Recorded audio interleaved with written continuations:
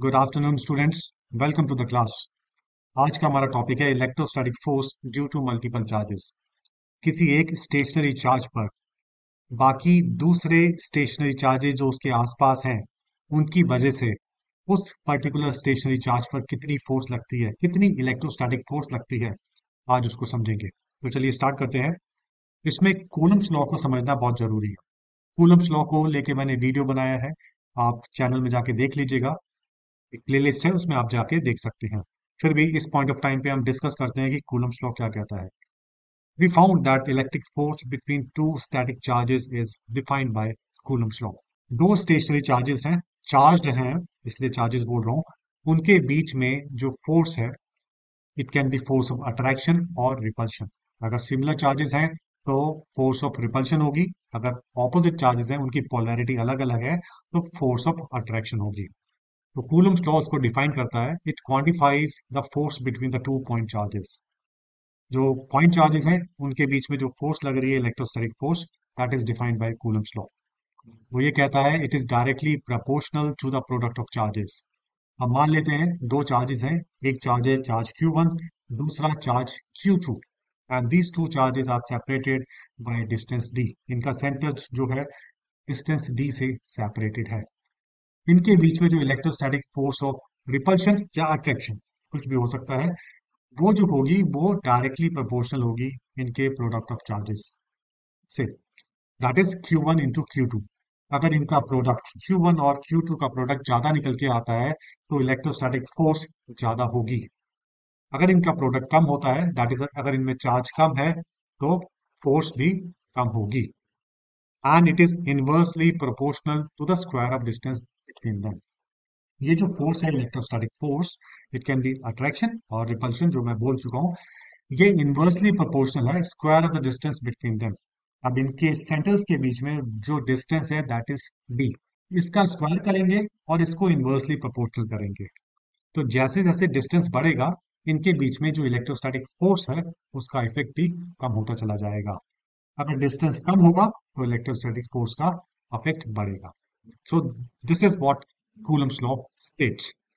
अब बात करते हैं force on multiple charges. What about force acting on a stationary charge due to multiple stationary charges. जो Coulomb's law था, Coulomb's law दो स्टेशनरी चार्जेस हैं, उनके बीच में इलेक्ट्रोस्टैटिक फोर्स ऑफ अट्रैक्शन या रिपल्शन कितनी होगी, कूलम लॉ उसको अच्छे से डिफाइन कर देता है। लेकिन एक स्टेशनरी चार्ज के ऊपर मान लेते हैं पांच या छह दूसरे चार्जेस हैं जो अपनी फोर्स उस पर लगा रहे हैं, तो उस अकेले चार्ज पर कितनी फोर्स लगेगी वो अकेला कूलम लॉ नहीं बता पा रहा, नहीं एक्सप्लेन कर पाता है। तो उसके लिए हमें एक प्रिंसिपल और समझना पड़ेगा, जो कि कहलाता है प्रिंसिपल ऑफ सुपरपोजिशन। ये कहता है फोर्स ऑन ए चार्ज, मान लेते हैं एक कोई पर्टिकुलर चार्ज है Q1, उसके ऊपर उसके आसपास और मल्टीपल स्टेशनरी चार्जेस हैं, तो उसके ऊपर जो फोर्स लगेगी Q1 के ऊपर, that would be the vector sum of the all the forces acting on it due to all other charges. What I mean to say कि चार्ज Q1 के ऊपर बाकी चार्जेस की वजह से जो फोर्स लगेगी, वो टोटल फोर्स जो होगी, इंडिविजुअल जो फोर्सेस लग रही हैं बाकी चार्जेस की वजह से, उसका वेक्टर सम होगी। और एक चीज और, चार्ज Q1 के ऊपर मान लेते हैं Q2 की वजह से जो फोर्स लग रही है, that would not be affected by the presence of other charges. यानी कि एक चार्ज के ऊपर दूसरे चार्ज की वजह से जो फोर्स लग रही है, वो तीसरा या चौथा चार्ज उस फोर्स को अफेक्ट नहीं कर रहा है। And the net force is calculating using the parallelogram law of vectors. उस पर्टिकुलर स्टेशनरी चार्ज के ऊपर कितनी फोर्स लग रही है, उसको हम कैलकुलेट करते हैं पैरेललोग्राम लॉ ऑफ वेक्टर्स के जरिए। तो एग्जाम्पल से समझते हैं, चीजें और क्लियर होंगी हमें। ये आपके सामने एक एग्जाम्पल है। मान लेते हैं चार्ज Q1 है, स्टेशनरी चार्ज है, और उसके आसपास दो चार्जेस और हैं, वो भी स्टेशनरी हैं। एक का नाम है Q2 और दूसरा Q3 है। ओरिजिन से Q2 R2 डिस्टेंस दूर है, Q3 R3 डिस्टेंस दूर है, और अगर हम Q1 की पोजीशन बोलें तो वो R1 हो गया। ये सब पोजीशन वेक्टर है, और इनके ऊपर जो एरो है वो वेक्टर की निशानी है, वेक्टर को रिप्रेजेंट करता है। That is what we call as position vector. अगर मैं Q1 की पोजीशन डिफाइन करना चाहूँ Q2 के रिस्पेक्ट में, तो दैट वुड बी R12, यानी कि मैं 1 की तरफ जा रहा हूँ फ्रॉम 2। R13 का मतलब है I am going towards 1 from 3। तो ये पोजीशन वेक्टर इस तरीके से हमने डिफाइन कर दिया। अब एक चीज और समझने वाली है, Q1, Q2 और Q3 के सिमिलर चार्जेस हैं, या तो ये पॉजिटिव होंगे या नेगेटिव होंगे, यानी कि सिमिलर चार्जेस हैं। तो इनके बीच में जो फोर्स होगी that would B force of repulsion. जो Q2 है, Q1 को जो फोर्स लगाएगा इसको धक्का देगा, जिसको हमने नाम दे दिया F12, यानी कि force on charge Q1 due to charge Q2, उसको हमने F12 से रिप्रेजेंट कर दिया और इसको बिल्कुल एक सीधी लाइन खींच दी, that is parallel to F12, बिल्कुल कोइंसाइड करती हुई निकल गई। और दूसरी फोर्स कौन सी लग रही है चार्ज Q1 पर? Force on Q1 due to Q3, जिसको हमने F13 से रिप्रेजेंट किया, force on Q1 due to Q3। और ये इसको धक्का देगी, रिपल करेगी और ये कुछ इस तरीके से जाती हुई हमें दिखाई देगी। तो इसको हमने F13 से रिप्रेजेंट किया, जो कि Q1 पे लग रही है चार्ज Q3 की वजह से। F12 से रिप्रेजेंट किया जब फोर्स लग रही है चार्ज Q1 पर चार्ज Q2 की वजह से। तो ये दोनों फोर्सेस लग रही हैं। एक चीज समझिए, जो चार्ज Q1 पे फोर्स लग रही है Q2 की वजह से, वो अफेक्ट नहीं हो रही जो फोर्स लगा रहा है Q3 Q1 की वजह से। अब इस पे टोटल फोर्स कितनी लगेगी, वो कुछ सुपर पोजिशन प्रिंसिपल हमें कहता है कि जो टोटल फोर्स है चार्ज Q1 पर, वो वेक्टर सम है F12 और F13 का। तो हमने लिख दिया F1 रिप्रेजेंट कर रहा है चार्ज Q1 पर फोर्स, टोटल फोर्स लगेगी इस पे vector sum of F12 and F13। अब वेक्टर जो है दैट इज एक कॉम्बिनेशन होता है डायरेक्शन का और मैग्नीट्यूड का। अब इसको किस तरीके से सॉल्व करेंगे वो समझना भी जरूरी है। अब देखिए, total force is calculated by, जो एफ Q1 पे लगेगी F12 प्लस F13। F12 को किस तरीके से लिखेंगे? F12 यानी कि force on Q1 due to Q2। ये दो स्टेशनरी चार्जेस हैं, यानी कि यहाँ पे हम कूलम लॉ से इन दोनों के बीच में क्या फोर्स लग रही है, या Q1 के ऊपर Q2 की वजह से क्या फोर्स लग रही है, कूलम लॉ से अच्छे से डिफाइन कर सकते हैं, उसको क्वांटिफाई कर सकते हैं। तो F12 को मैं लिख सकता हूँ 1/4 पाई एप्सिलॉन नॉट। ये 1/4 पाई एप्सिलॉन नॉट एक कांस्टेंट है, charge Q1 into charge Q2, charge Q1 की वैल्यू और चार्ज Q2 की value divided by R12 square. इनके बीच में जो डिस्टेंस है R12 का मतलब we are reaching towards 1 Q1 from Q2, जो पोजीशन है Q1 की, हम Q2 से जा रहे हैं, तो उसका स्क्वायर कर दिया। अब ये आप देखिए R12 और ये ऊपर जो हमने एक कैप बनाई है, ये यूनिट वेक्टर को रिप्रेजेंट करता है। अगर R12 वेक्टर को मैं उसी के मैग्नीट्यूड से डिफाइन कर दूं, डिवाइड कर दूं, तो मेरे पास सिर्फ एक यूनिट वेक्टर रह जाएगा जिसके पास सिर्फ डायरेक्शन ही डायरेक्शन होगी, जिसका मैग्नीट्यूड यूनिट होगा और उसके पास डायरेक्शन होगी। तो F12 की जो डायरेक्शन है वो इस पोजीशन यूनिट वेक्टर ने डिफाइन कर दी कि कुछ इस तरीके से ये फोर्स लगेगी और इस डायरेक्शन में ये जाएगी। उसी तरीके से F13 को भी हम इसी तरीके से डिफाइन करेंगे 1/4 pi epsilon not Q1 into Q3। Q1 charge है और Q3 जो फोर्स लगा रहा है Q1 पर, डिवाइडेड बाय R13 स्क्वायर। और R13 यूनिट वेक्टर है जो डायरेक्शन बता रहा है कि इस फोर्स 13 की जो डायरेक्शन है वो कहाँ लगने वाली है, कुछ इस तरीके से लगने वाली है।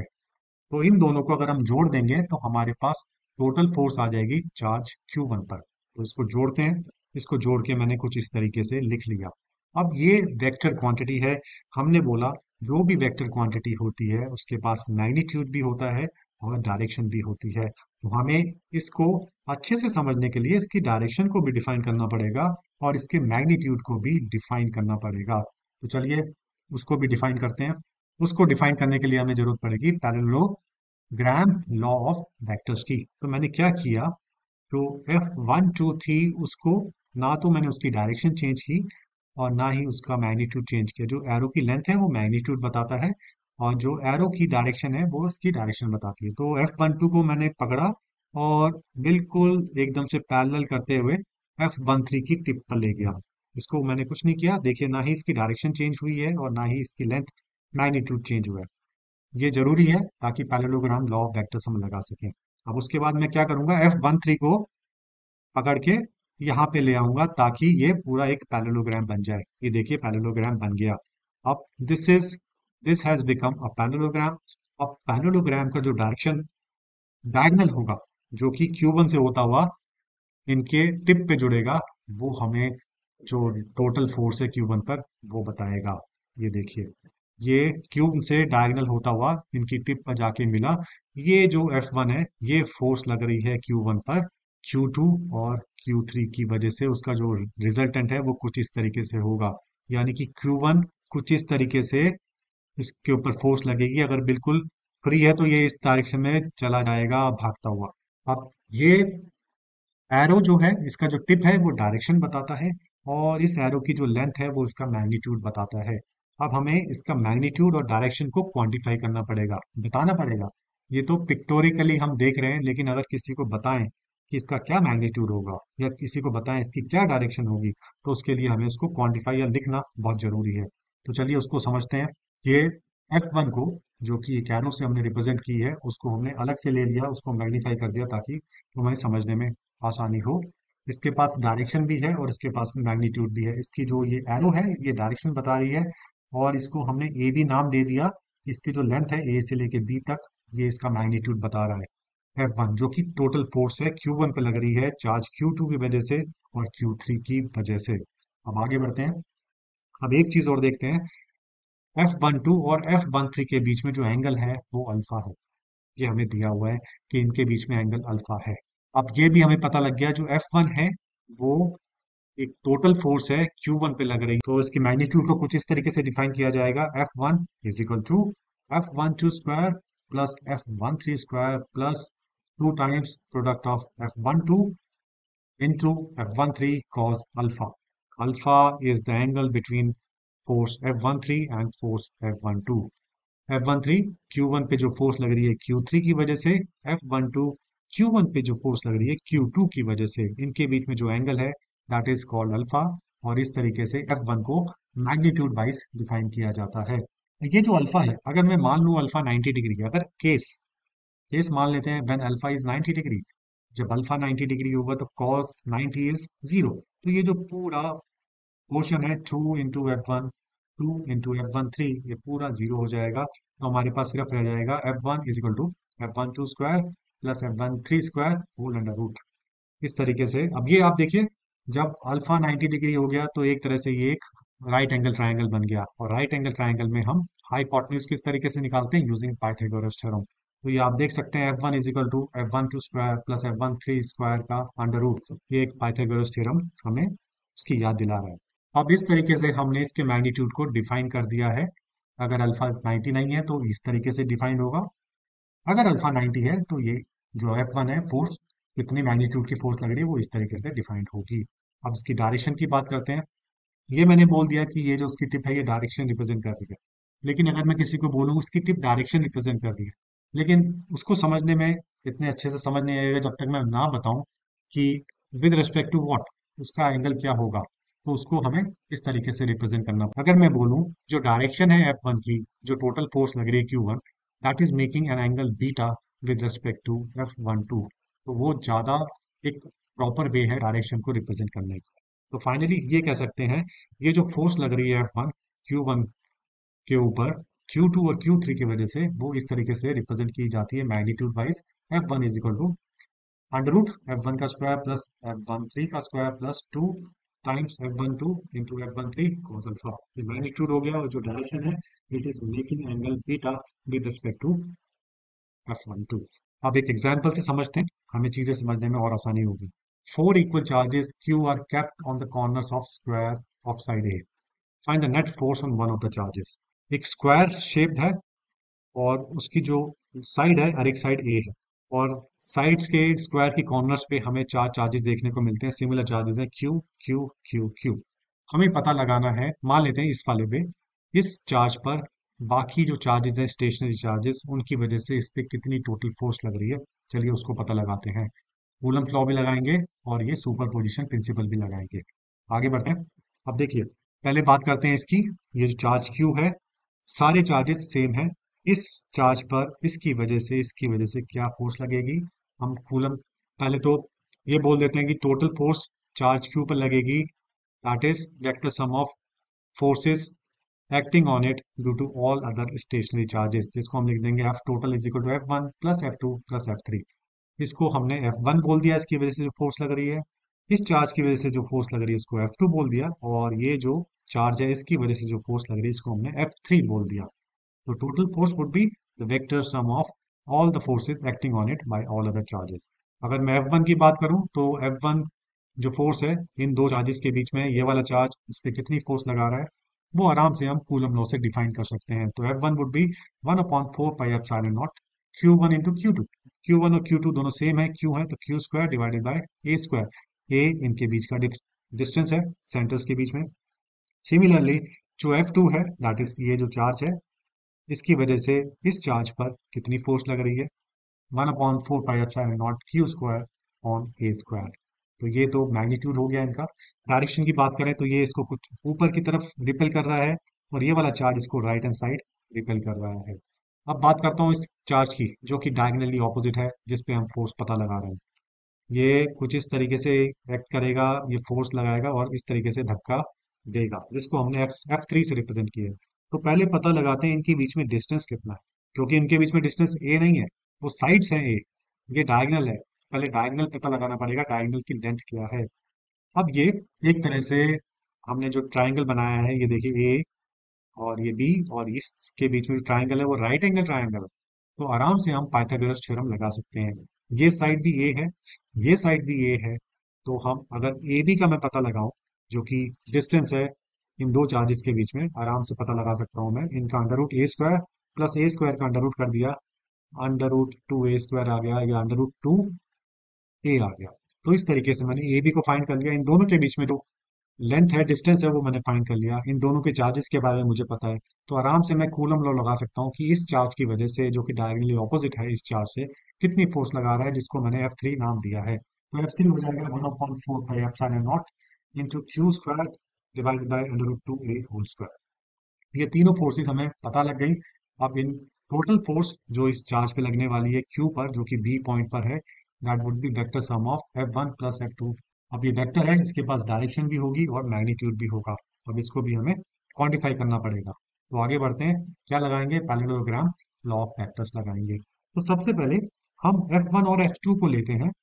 F1 कुछ इस तरफ जा रही है और F2 उसके बिल्कुल परपेंडिकुलर है, ऊपर की तरफ जा रही है। F1 राइट हैंड साइड जा रही है और F2 ऊपर की तरफ जा रही है। तो हम सबसे पहले F1 और F2 को लेते हैं। इनकी वजह से नेट फोर्स कितनी लग रही है इस Q पर, जो कि B पर है, उसका पता लगाते हैं। तो हम पैरेललोग्राम बनाएंगे। ये मैंने F2 को पकड़ा और बिल्कुल पैरेलल ले जाते हुए F1 की टिप के साथ जोड़ दी उसकी टेल, तो इस तरीके से बन गया। उसी तरह मैंने F1 को ऊपर ले गया और एक ये पूरा पैरेललोग्राम बन गया, स्क्वायर बन गया, बिकॉज स्क्वायर भी स्पेशल केस है पैरेललोग्राम का, ऑपोजिट साइड उसकी पैरेलल है।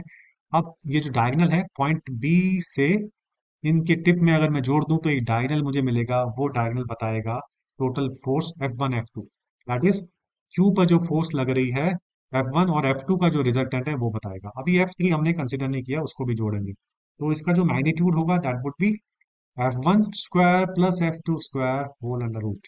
एक तरह से हमने पाइथागोरस थ्योरम लगा दी, बिकॉज एक राइट एंगल ट्राइंगल हमें मिल गया। अब इसकी डायरेक्शन की अगर मैं बात करूं तो direction would be it is making angle beta with respect to F1। अब F1 और F2 का मैंने मैग्नीट्यूड भी डिफाइन कर दिया, डायरेक्शन भी डिफाइन कर दी। F3 की बात करते हैं। अब देखें F3 जो है वो इस जो डायगनली ऑपोजिट है चार्ज, उसकी वजह से F3 लग रही है चार्ज Q पर, जो कि B पर है। अब ये भी एक तरह से डायगनली है, और ये भी कुछ इसी तरीके से कोइंसाइड करते हुई जो हमने F नेट निकाला है उसके साथ होती हुई जाएगी, यानी कि दोनों की डायरेक्शन सेम है। तो अगर मैग्नीट्यूड की दोनों की डायरेक्शन सेम है, एक दूसरे के बीच में जो इनके बीच में एंगल है दैट इज जीरो, तो हम क्या बोलेंगे, जो मैग्नीट्यूड होगा that would B F net plus F3, and F net would be F1 square plus F2 का स्क्वायर का whole under root plus F3। और डायरेक्शन बिल्कुल कोइंसाइड कर रही है, जो टोटल फोर्स है उसकी डायरेक्शन होगी it is making 45 degree with F1, और जो टोटल मैग्नीट्यूड होगा किस फोर्स से इसको धक्का मिल रहा है इस चार्ज Q पर, Q जो चार्ज है B पॉइंट पर, बाकी तीन चार्जेस की वजह से, जो कि स्क्वायर के बाकी तीन कॉर्नर्स पे हैं, वो है F1 square plus F2 square whole under root plus 3, ये मैग्नीट्यूड हो गया और डायरेक्शन हो गया 45 डिग्री विद रिस्पेक्ट टू। तो इस तरीके से हमने कूलम लॉ और प्रिंसिपल ऑफ सुपरपोजिशन से दोनों को मिला के हमने नेट टोटल फोर्स निकाली एक स्टेशनरी चार्ज पर, बाकी स्टेशनरी चार्जेस की वजह से या मल्टीपल चार्जेस की वजह से। आई होप ये आपको क्लियर हुआ होगा। अब इसको समराइज कर लेते हैं। पहले कूलम लॉ बोलते हैं, it quantifies the force between two point charges, directly proportional है प्रोडक्ट ऑफ चार्जेस के बीच में, और इनवर्सली प्रोपोर्शनल है square of the distance between them. Video detail में मैंने बनाया है लास्ट, वो आप चेकआउट कर सकते हो। सुपरपोजिशन प्रिंसिपल कहता है force on a charge due to multiple charges is vector sum of all the forces acting on it due to all the other charges. कोई एक स्टेशनरी चार्ज है और मल्टीपल चार्जेस के आसपास है, तो उस स्टेशनरी चार्जेस के ऊपर जो फोर्स लगेगी उन मल्टीपल चार्जेस से जो फोर्स लग रही है इंडिविजुअल फोर्सेस, उसका वेक्टर सम होगा। The force between any two charges is not affected by presence of other charges. दो पॉइंट चार्जेस हैं, दो स्टेशनरी चार्जेस हैं, उनके बीच में जो फोर्स है, इलेक्ट्रोस्टैटिक फोर्स है, वो अफेक्ट नहीं होगी बाकी दूसरे चार्जेस जो उसकी विसिनिटी में है या उसके आसपास है। The net force is calculated using parallelogram law of vectors. I hope ये आपको क्लियर हुआ होगा। अब एक छोटी सी क्विज है, उसको अटेम्प्ट कीजिए। ये एक पिक्टोरियल क्विज है। चार्ज प्लस क्यू चार्ज है पॉइंट ओ पर, उसको हमने रख दिया है। बाकी दो चार्जेस है जिनका जो चार्ज है माइनस क्यू ईच है, वो इक्वी डिस्टेंट है और ऑपोजिट है। चार्ज प्लस क्यू से ए डिस्टेंस की दूरी पे है, जो कि हमने पॉइंट ए पे रख दिया। दूसरा charge similar charge minus Q point B पे रख दिया, वो भी ए डिस्टेंस की दूरी पर है। अब हमें पता लगाना है कि टोटल फोर्स या net force charge plus Q पर कितनी लगेगी इन दो चार्जेस की वजह से। तो इसको आप पता लगाना है। क्या करेंगे, कूलम्स लॉ लगाएंगे और सुपरपोजिशन प्रिंसिपल लगाएंगे। हमें पता है किसी कोई स्टेशनरी चार्ज पे जो फोर्स लगती है, total force, that would be the vector sum of forces. इस पॉइंट ए पे जो चार्ज लग रहा है उसकी फोर्स, पॉइंट बी पे जो चार्ज है उसकी फोर्स, ओ पे क्या लग रही है या प्लस क्यू पे क्या लग रही है, उसका वेक्टर सम करेंगे और हम टोटल फोर्स फाइंड करेंगे या नेट फोर्स फाइंड कर लेंगे। तो इसको पॉज कीजिए और अपना ये क्विज को अटेम्प्ट कीजिए। तो टाइम स्टार्ट्स नाउ। इसका आंसर ये है कि जो प्लस क्यू चार्ज है उस पर जो टोटल या नेट फोर्स है वो जीरो रहेगी। माइनस क्यू इसको अपनी तरफ खींचेगा और ये वाला जो माइनस क्यू है जो पॉइंट ए पे, ये भी इसको अपनी तरफ खींचेगा और दोनों के चार्जेस इक्वल हैं और डिस्टेंस भी इक्वल है। तो इनकी जो फोर्स है, फोर्स वेक्टर क्वांटिटी है, ऑपोजिट डायरेक्शन में लग रही है और सेम मैग्नीट्यूड की लग रही है, कैंसिल आउट हो जाएगी और ये जो प्लस क्यू चार्ज है पॉइंट ओ पे ही रहेगा। जो टोटल फोर्स या नेट फोर्स इस पे जीरो हो जाएगी। तो आई होप ये आपको क्लियर हुआ होगा। See you, thank you for attending.